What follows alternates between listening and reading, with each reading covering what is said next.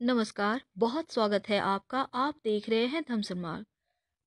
दोस्तों, प्रदोष व्रत आपने नाम तो सुना ही होगा प्रदोष व्रत का। वैसे तो सप्ताह में 7 दिन होते हैं और हर दिन पड़ने वाले प्रदोष व्रत का अपना अपना महत्व है। और अगर हम अभी बात कर रहे हैं जैसे संतान प्राप्ति के लिए, तो संतान प्राप्ति के लिए शनिवार के दिन पड़ने वाला प्रदोष व्रत का बहुत महत्व है।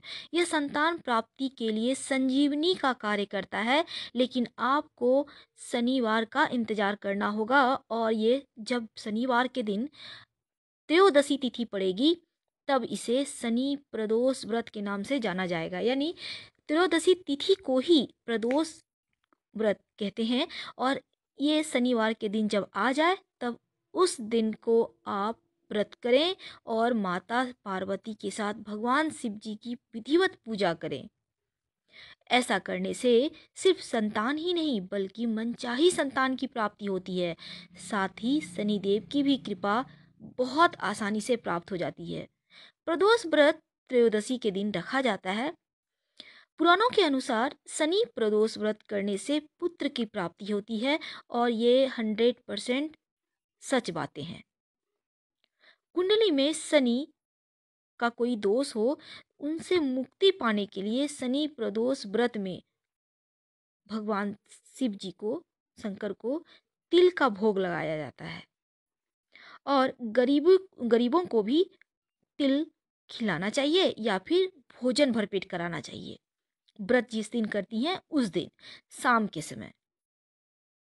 साथ ही काले जूते का, छाते का दान कीजिए।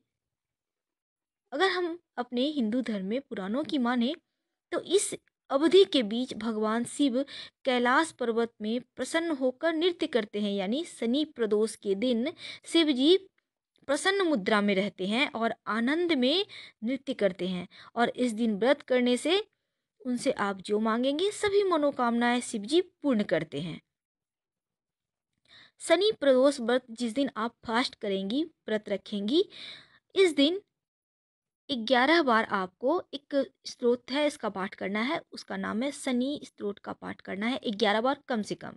इससे क्या होगा, शनि से अगर कोई आपको पीड़ा है जिसके कारण संतान का प्रभाव नहीं, संतान उत्पन्न नहीं हो पा रहा है, कोई अशुभ प्रभाव पड़ा हुआ है आपके संतान होने में, तो ऐसे में उसमें कमी आएगी और शनिदेव की प्रसन्नता भी प्राप्त होगी।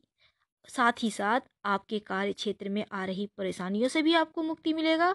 दुख, आपके जीवन में दुर्भाग्य या फिर दरिद्रता, इन सभी चीज़ों से आपको छुटकारा मिल जाएगा।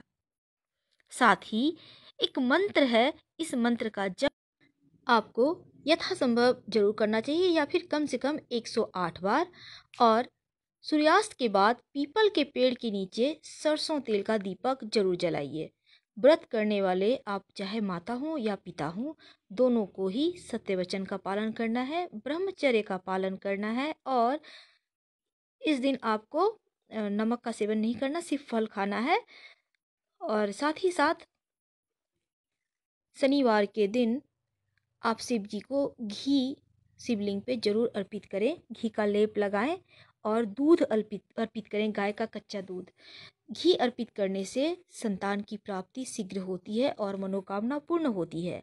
आप करके देखें, शिव जी आपके बहुत जल्द मनोकामना पूर्ण करेंगे, क्योंकि शिव जी हैं ही भोले भाले और बहुत जल्द ही प्रसन्न भी हो जाते हैं।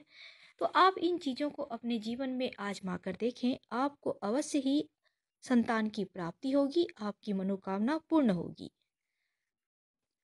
अगर आप चाहें तो क्लिंग कृष्ण क्लिंग, इस मंत्र का जप यथासंभव आप सुबह, दोपहर, शाम, जब भी आपको टाइम मिलता है, अगर आपने सात्विक आहार ग्रहण किया है, तो आप इस मंत्र का जप कर सकती हैं, कभी भी कर सकती हैं, पर शुद्ध होके ही कीजिएगा। क्लीं कृष्ण क्लीं, याद रखिए, जितना ज़्यादा जप करेंगी उतना ज़्यादा अच्छा है। कृष्ण भगवान बहुत जल्द संतान के रूप में, बाल गोपाल के रूप में आपके घर में जन्म लेंगे, आपका कोख हरियाली करेंगे। तो दोस्तों, हम विदा लेते हैं, फिर मिलेंगे किसी नए टॉपिक के साथ। धन्यवाद।